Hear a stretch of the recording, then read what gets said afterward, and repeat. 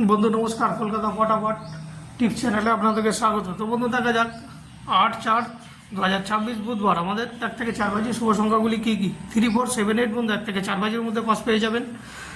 3 digit আছে 403, এটাও বন্ধু 1 থেকে 4 বাজের মধ্যে পাস পেয়ে যাবেন, মিস যাবে না। বাই চান্স যদি মিস করে 5 বাজি বা 6 বাজেও যেতে হতে পারে।